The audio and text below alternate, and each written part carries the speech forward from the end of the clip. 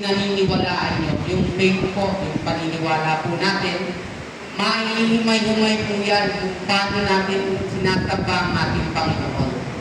Yan po yung self-orientation po natin at hindi ko na po pakakatagalan. Hindi ko na po yung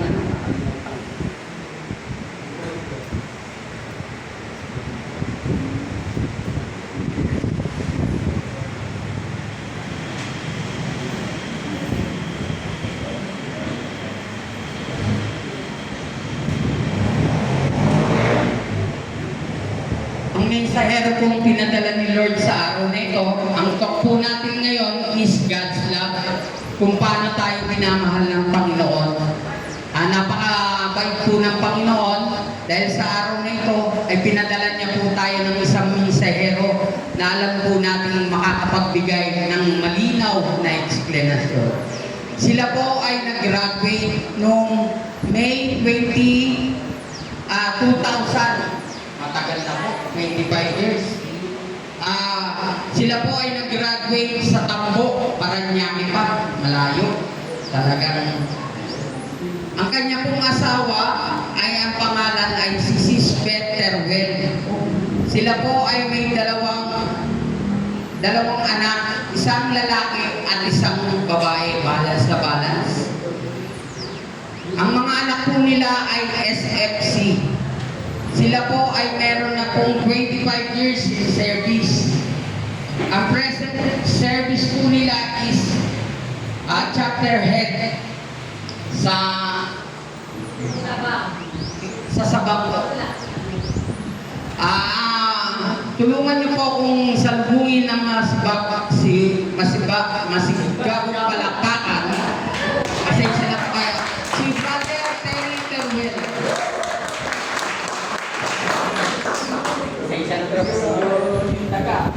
Thank you.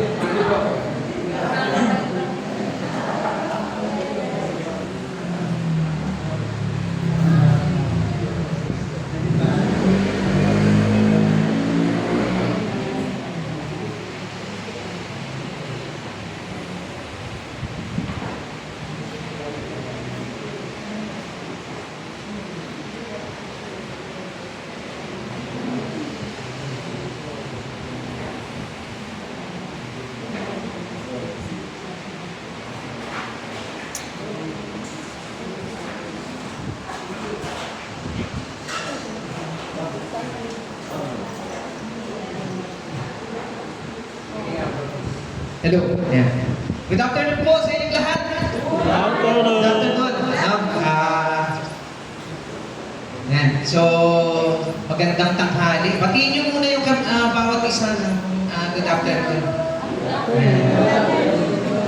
So, kayo ba bro magkatabi? Kayo yung mag-asawa? Hindi. Okay, sorry. Sorry kasi akala ko, di ba umalis ka kanina, akala ko nadala mo na yung asawa mo. So, kaya nagulat ako, sorry po. Anyway, so habang siniset up, ayun na pala, okay na. Sige, thank you. Yan. Sige, please.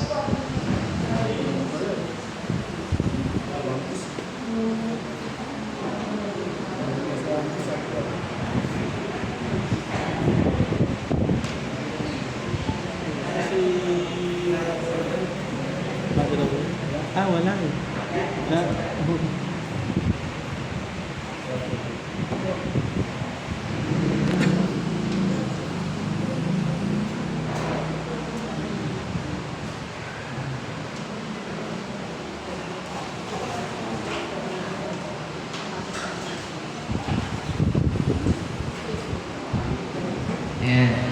Okay.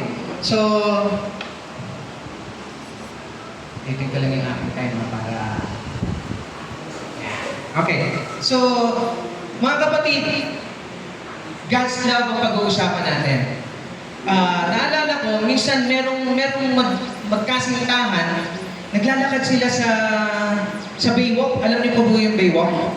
Dito sa may Rojas Boulevard. Yan. So naglalakad kasi ang dami pang mga areas dyan na masarap galaan. No? May mga clubs, may mga kumakanta. So nagala sila ron. Habang nagagala sila, bigla silang nag-away.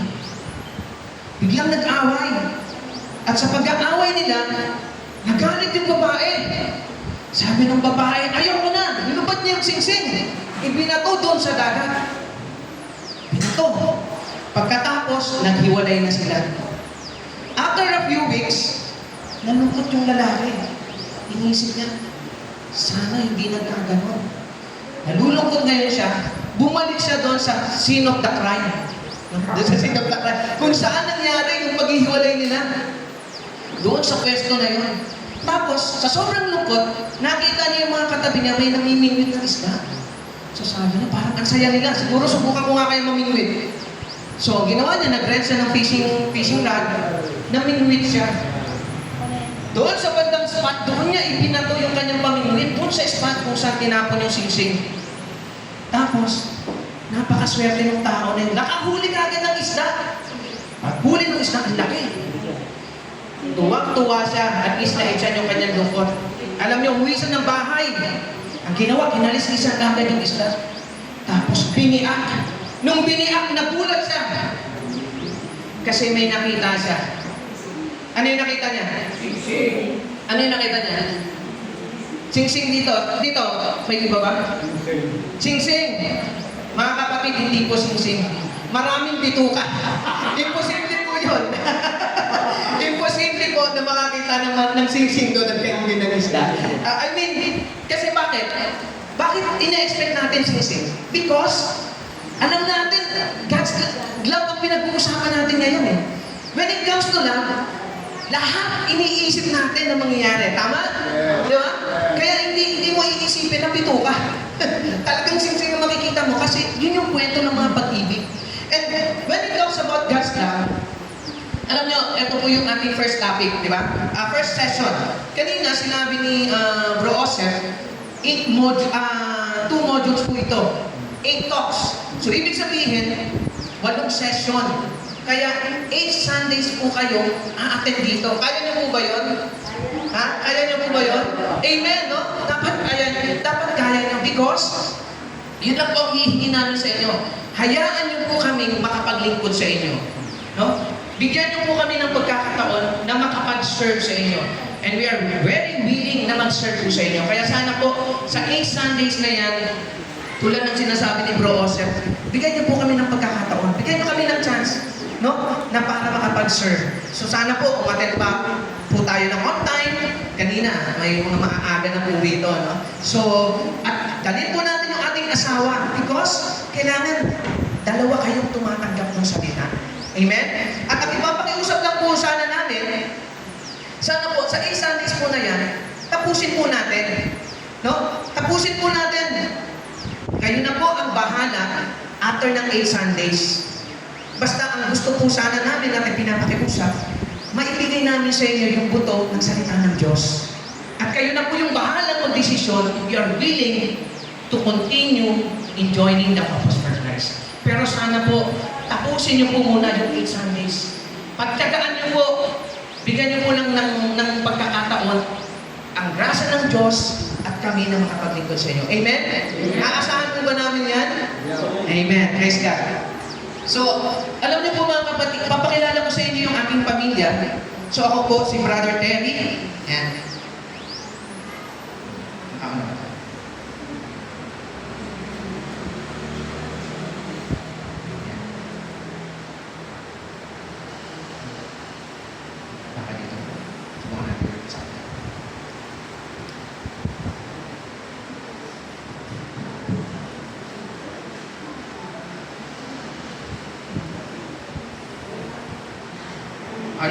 okay na lang. Hindi bali na lang. Sige.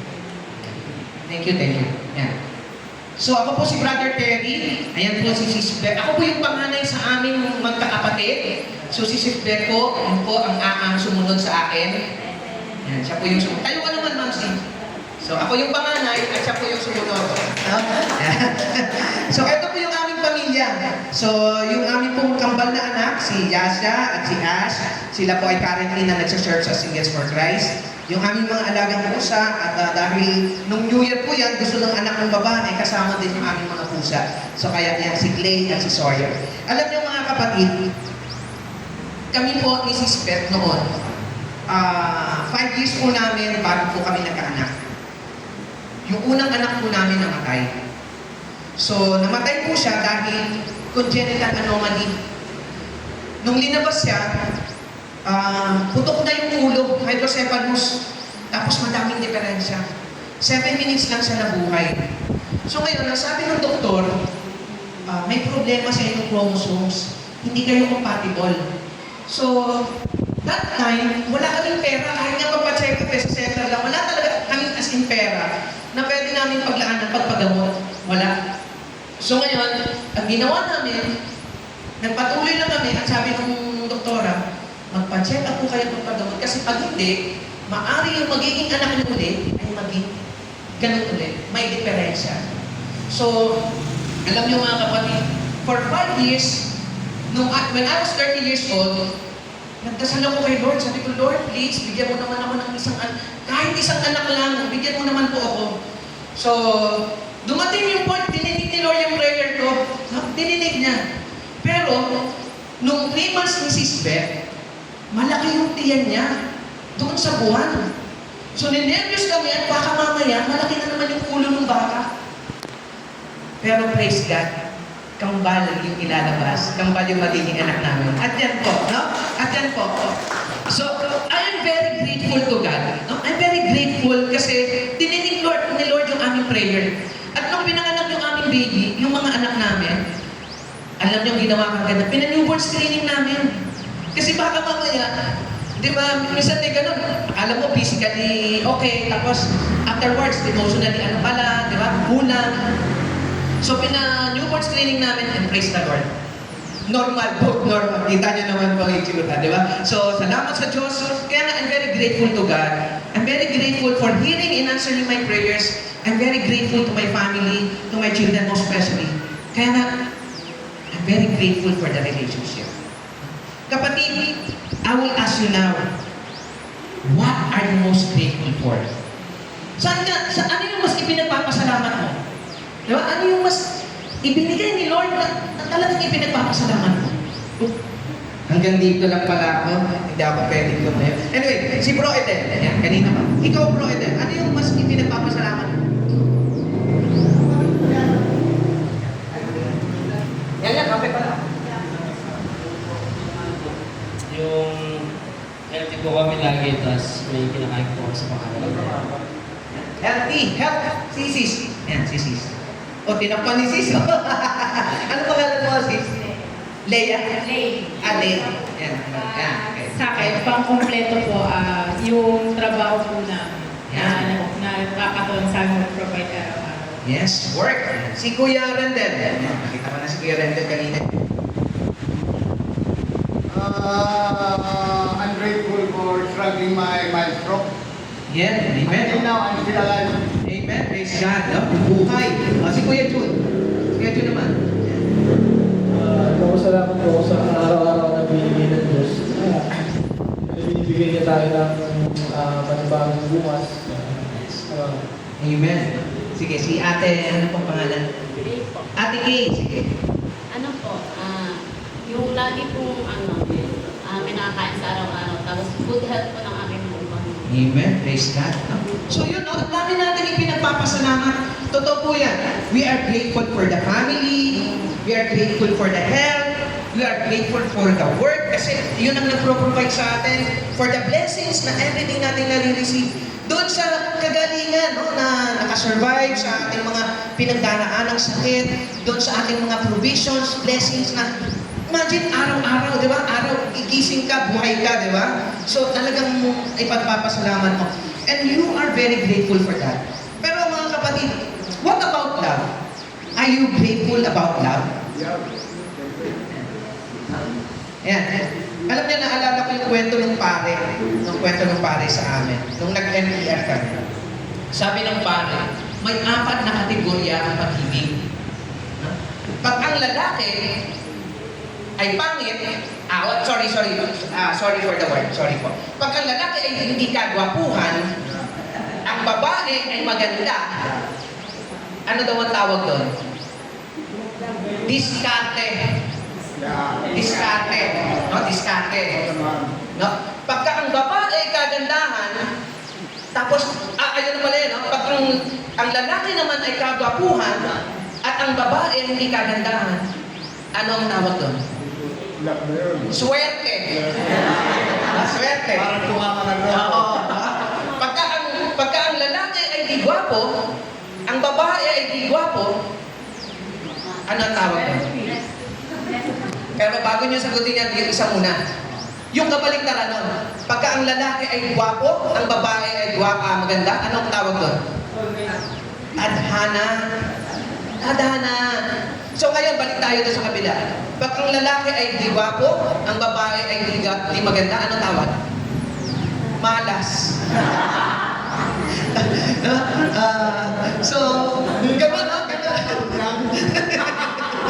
Magagawa ng No? When we talk about love, no, we can see that love is a universal feeling. Lahat tayo nakakaranas umibig, Yes. nakaranas ibigin, di ba? Matanda, bata, mayaman, mahirap, may sakit, may kapansanan, malusog, lahat nakaranas umibig. Amen? Amen. So kaya, in a secular sense, sa makamundong pananaw, ang pag-ibig, no, titingnan natin, is attraction. Di ba? May category. Tulad nung kanina, di ba? Kailangan. Minamatch mo yung sarili mo kung saan. No? Pero when we talk about love, sa ating buhay pananampalataya, we can say that in 1 John chapter 4, verse 16, pakibasa mga po.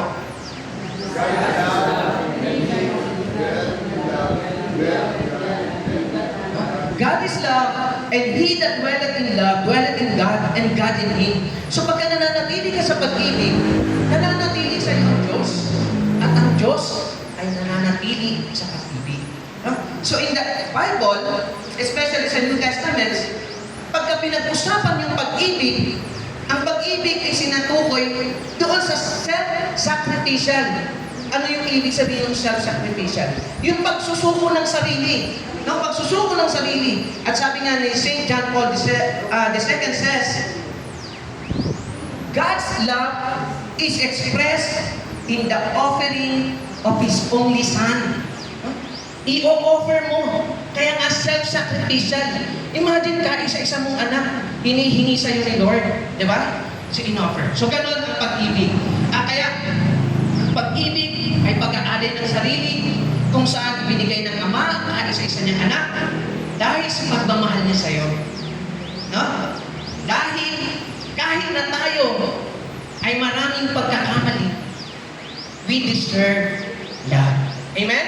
Amen. Kaya sabihin mo sa katabi mo ngayon, you are love. You are love. Today, tomorrow, and forever, you are love. Diba?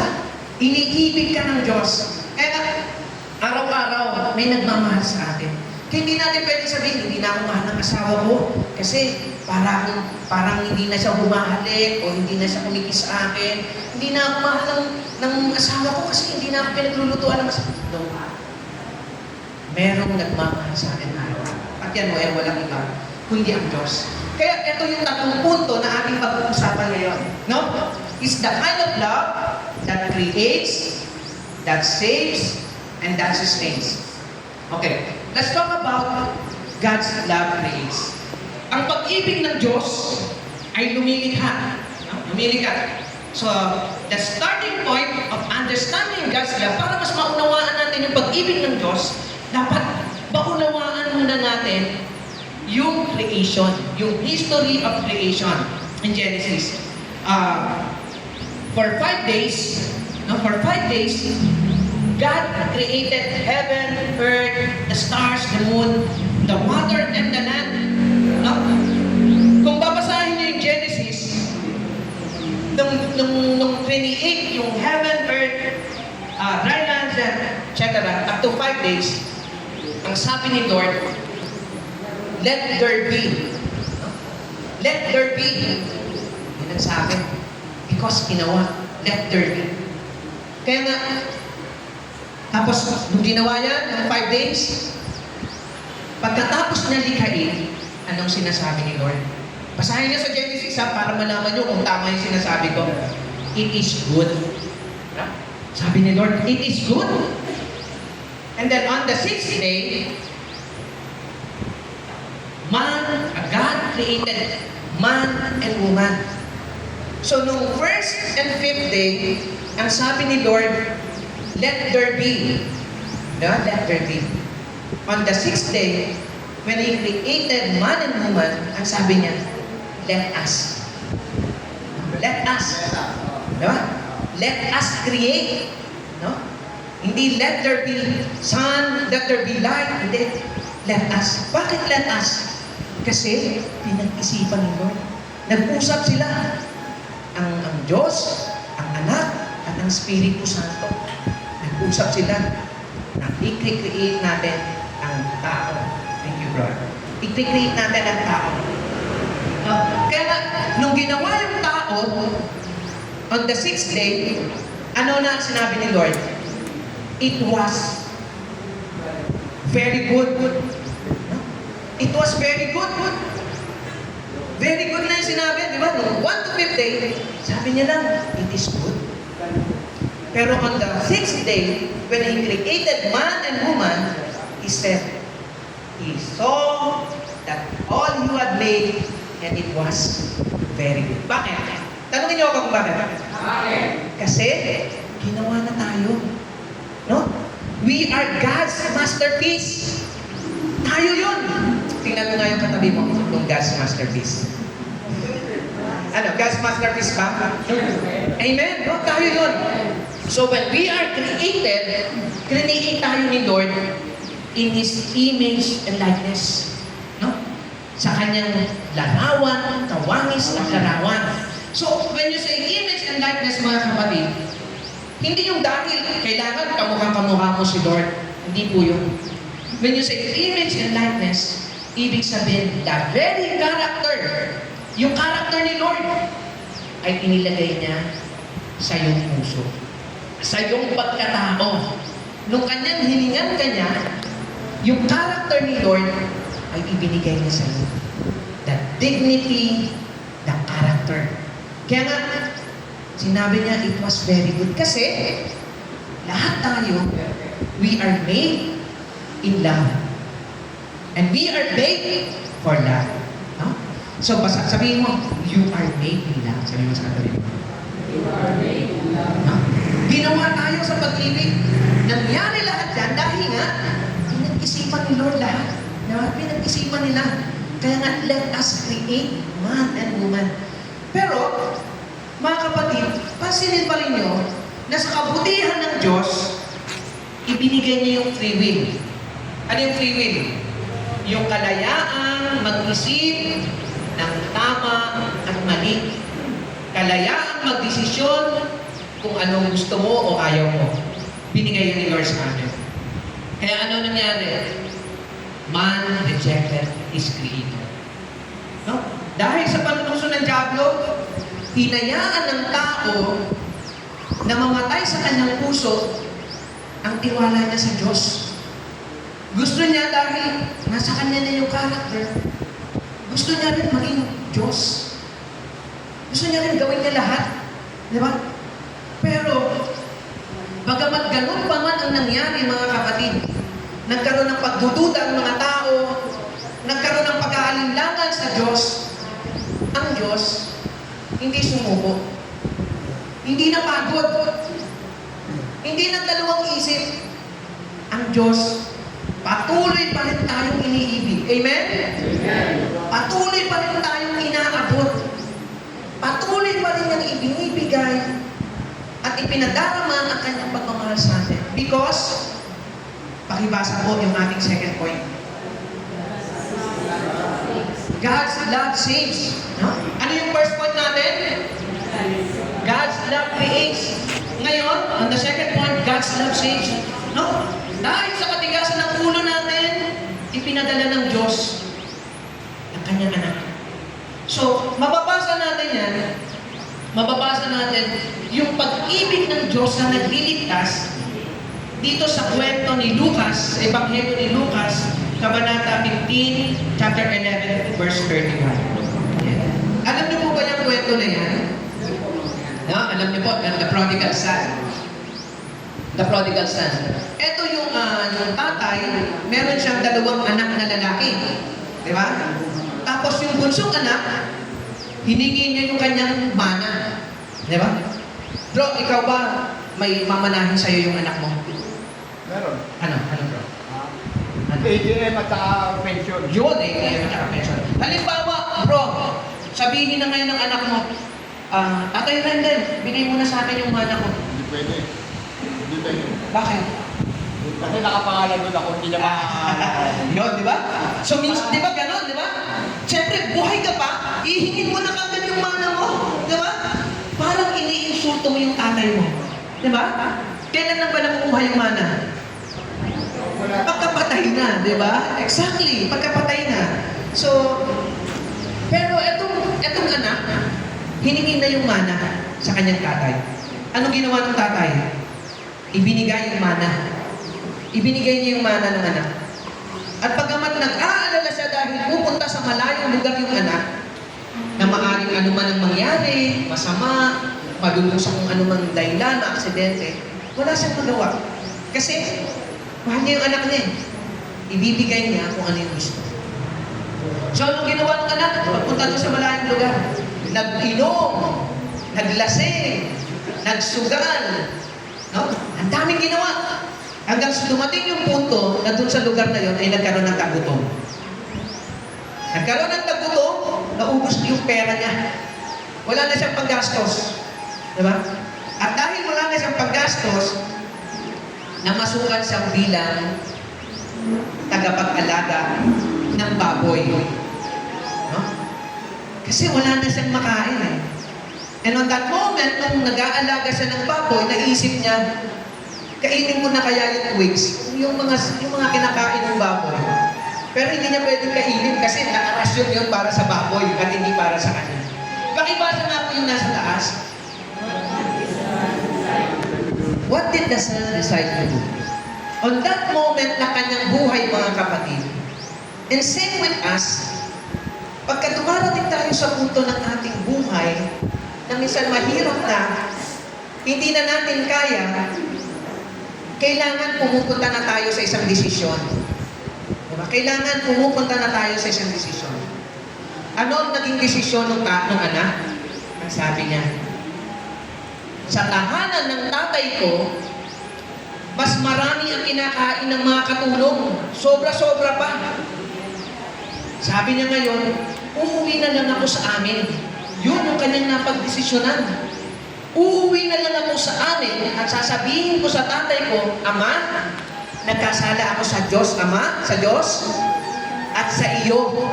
Ituring mo na lang ako alipin. Alipin na lang. Para lang nagmakain siya. Diba? Dahil sa dami niya, sa ginawa niyang kasalanan, handa na siya maging alipin. So, yun ang naging desisyon niya. Pero, anong ginawa ng ama? Nakita siya. Yung ama, nakita sa malayo pa lang, anong ginawa ng ama? Tumakbo. Tumakbo siya, papalapit sa anak. Alam niyo mga kapatid, tingnan natin doon sa panahon ng mga Hudyo para mas maunawaan natin yung naging pagkilos ng ama. Yung ama, mga kapatid doon, sa panahon ng mga Hudyo, ang kanilang damit ay hanggang bukong-bukong. Hindi mo makikita to. Kasi pag yan ay na-display, yan ay pagpapakita ng mahina yung patriarch. Yung pinaka-ama ng tahanan. Mahina, weak. Kaya hindi yan pwedeng nakikita. At ang ama, hindi yan tumatakbo. Siya ang nilalapitan. Kasi nga, siya yung pinaka-patriarch eh. Siya yung pinakapuno. Kaya pagka nakikita yan, ibig sabihin, mahina yung ama. Kaya nung nakita ng ama yung kanyang anak, anong ginawa niya? Linilis niya yung kanyang damit. At patakbo, pinuntahan yung anak. At kanyang hinaka. Imagine mga kapatid, ganon yung pag-ibig ng tatay pagka nagbabalik ang anak. Handa siyang i-expose yung kanyang kahinaan para lang maramdaman ng anak yung kanyang pagmamahal. Tatakbo siya, ipapakita niyang mahina siya, vulnerable, basta lang maramdaman ng anak yung kanyang pagmamahal. At anong ginawa? No? Sabi nung anak, Ama, di ba yung nasabi niya, naisip niya, Ama, nagkasala ako sa Diyos. At bago pa lang, sinaway na siya. Anong sabi ng ama? Ibigay, suotan siya ng damit, ng robe, suotan ng singsing, at suotan ng panyapak. Dahil nakita niyo naman yung itsura, di ba? Mukha ng, balikan natin, no? Mukha ng pulubi. Pero ang sabi ng,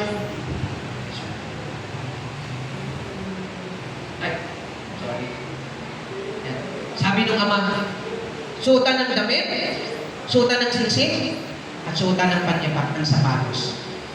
Ano yung sinasabi ron, mga kapatid? May tatlong aspeto yung pinasasabi nun. Yung damit, yung singsing, at yung sandals. Yung damit, nung isinuot, pinasuotan siya ng bagong damit, ibig sabihin, mga kapatid, ibinabalik yung kanyang dignidad. Yung kanyang dignity na ikaw ay anak. Anak ka. Binabalik ni Lord yung dignity mo. Sinuotan siya ng singsing because you have the authority as a son. Bilang anak, meron kang otoridad. At sinuotan siya ng panyapak kasi hindi nga siya alipin. Hindi siya alipin. Ganon normally, mga kapatid. Pag tayo lumalapit sa Diyos, to the act of reconciliation or sacrament of confession, ibinabalik ng Diyos yung ating dignidad, yung ating authority, at yung ating pagiging anak. Amen? Amen. Amen. Sa March 5, kikilalanin uli natin na tayo ay nagbalik sa Alabok. Ash Wednesday. And then throughout the month, 40 days, magninilay tayo. Fasting, abstinence. No?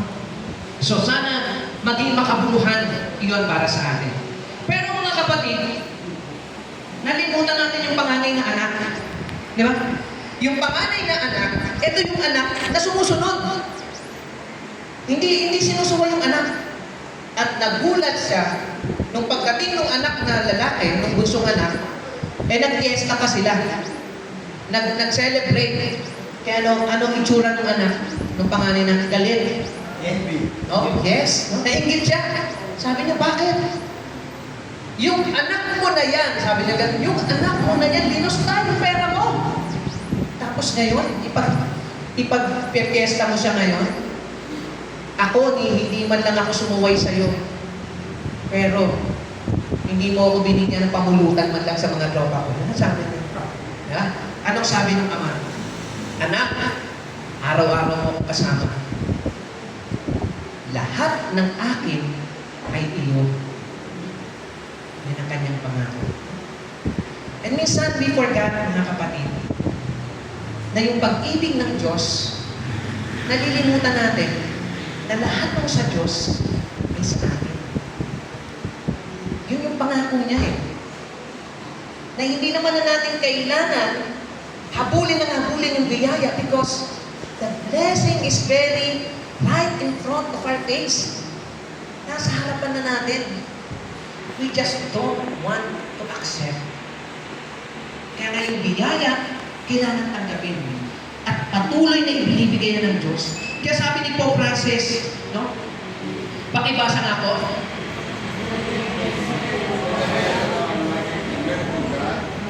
God comes to us with tenderness when we return to Him. The errors we commit, even large, do not snatch away reconciliation. We can always start afresh.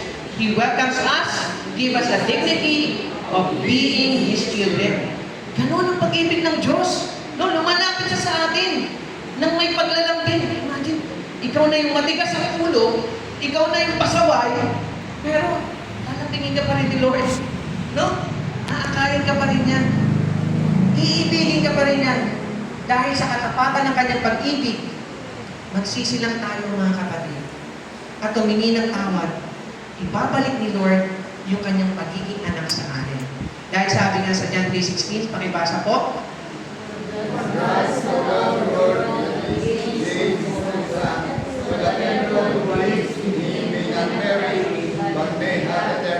no? Yun ang pangako na lahat ng nananalig at naniniwala ay magkaroon ng eternal life. Buhay na walang hanggan. Magkaroon tayo ng malalim na relasyon sa Diyos. Dahil sabi nga ni Ellen White, pakibasa nga ulit.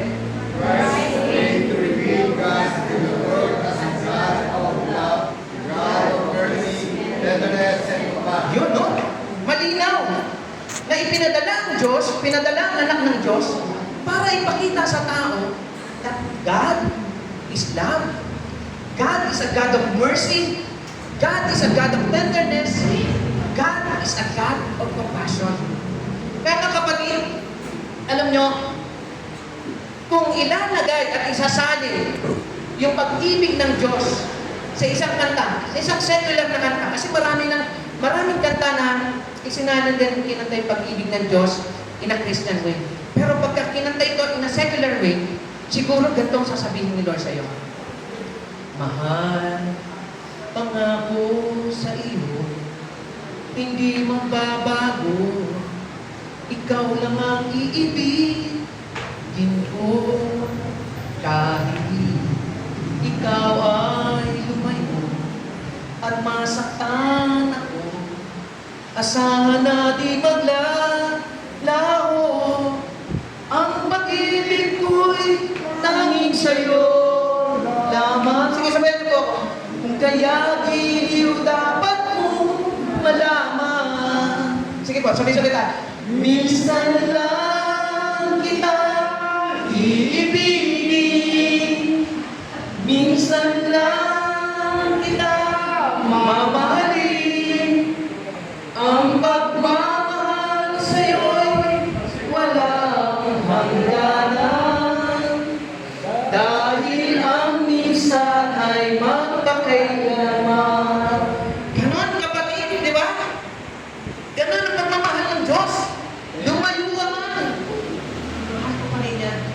Dahil yung minsan ay magpakailanman. Ginawa na yun ni Lord, di ba? Ipinadala na yung kahit sa isang anak. Para maramdaman at malaman natin yung pag-ibig ng Diyos. Kasi ang Diyos ay may plano. Jesus Christ, the Lord has a plan to us. At ano yung plano? Pakibasa nga po yung plano ni Lord. To restore, to redeem, and to sustain. No? Yun yung plano ni Lord. Kaya nais niyang bumalik tayo sa Kanya. Magkaroon ng malalim na relasyon kasi gusto niya tayong ma-redeem. Maibalik sa Kanyang kawan. Ma-restore. Tubusin tayo sa ating mga kasalanan at masustain. At mapanatili tayo sa Kanyang pag-ibig, sa Kanyang bilang pag-ibig, anak ng Diyos. Kaya nga, di ba mga kapatid, pag ang isang appliances ay nasira, saan natin dinadala? Sa pagawaan, di ba? Sa manufacturer, sa service center. So pag ikaw may sakit, ikaw ay may karamdaman o may something na nakulang sa'yo, saan ka bumabalik? Sa Diyos. Di ba? Because He is our Creator. Siya yung nag-imprint sa atin ng pag-ibig. Kaya nga pagka mayroong diferensya, kanino tayo tumatawag? Lord, pagalingin mo naman ako. Diba? Pagka kulang ka something, sasabihin mo, Lord, tulungan mo naman ako. Diba? You always go back to God. Kailangan bumabalik tayo sa Diyos. Kaya sa patuloy na pag-ibig ni Lord sa bawat isa sa atin, ipinadala niya yung banal na Espiritu. Because, pakibasa po, yung third point. God's love sustains. Ito na po yung third point, no? So, ang pag-ibig ng Diyos ay nagpapanatili. God's love sustains means He will send His Holy Spirit to lead us and guide us in this journey of life. Sabi nga in John 14, verse 6, pakibasa po ulit. But the helper of the Holy Spirit,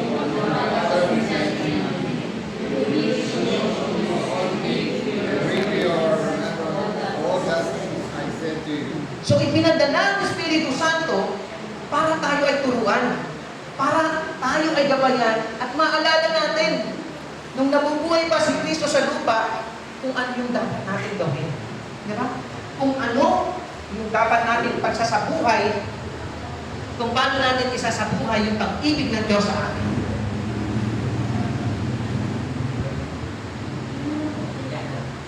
So, ang Banal na Espiritu ay pinadala at ipinadala siya para tayo ay pakibasa po.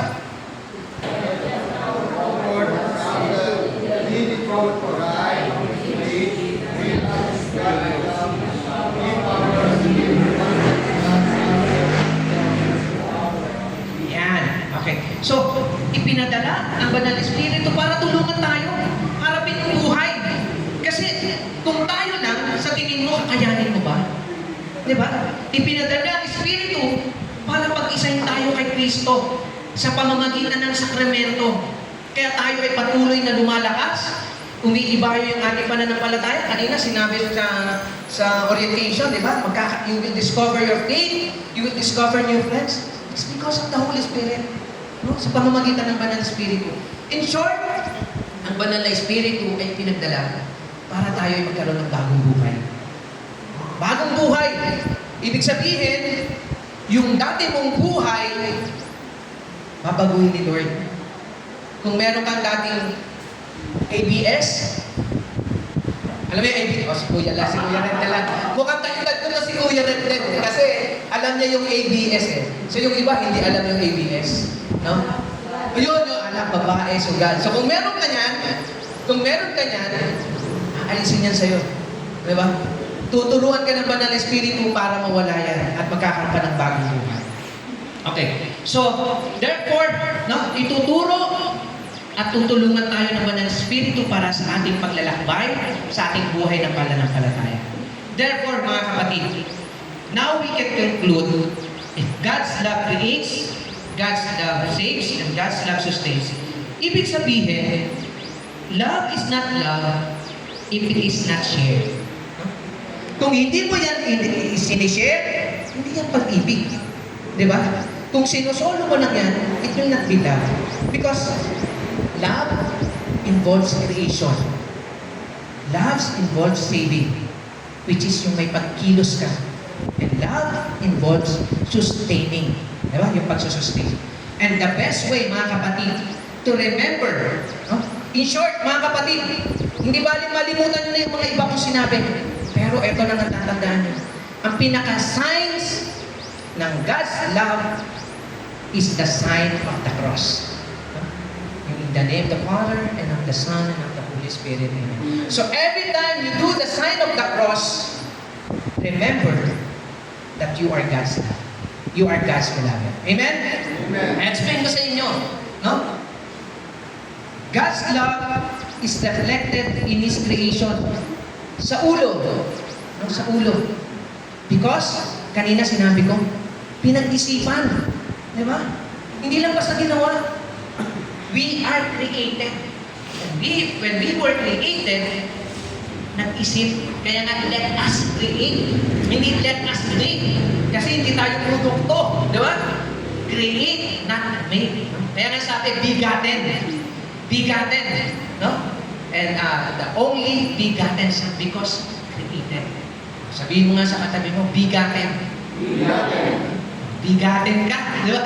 Begotten ka. No? Begotten. We are created. Okay. So,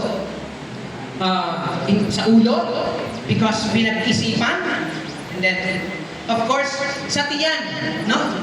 Sa tiyan, because God's love, greatest revelation is by sending His Son to suffer and die that we might have eternal life. Bakit sa tiyan? Kasi, when Mama Mary said yes, agad nag-incarnate, no? Si Jesus Christ sa sinapupunan ni Mama Mary. Kaya sa tiyan. Because God's love is merciful, God's love is forgiving, God's love is tender, and God's love is unconditional. So, sis, okay pa yung songs natin? So, let's watch this video. Sige nga. Ay, paano ko kaya? SM tender. Bluetooth mode. Audio input. SM tender.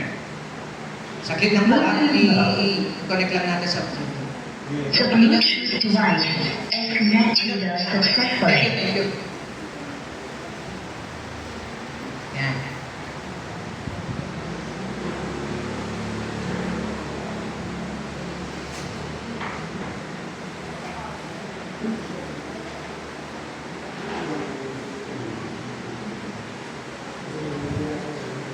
Okay, so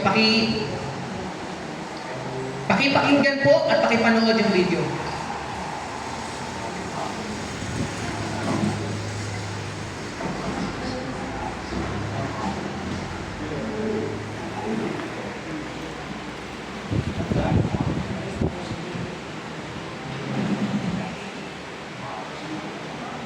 Sige po, kung hindi nyo gano'ng marinig, pakibasa lang po. Pakitingnan nyo lang po.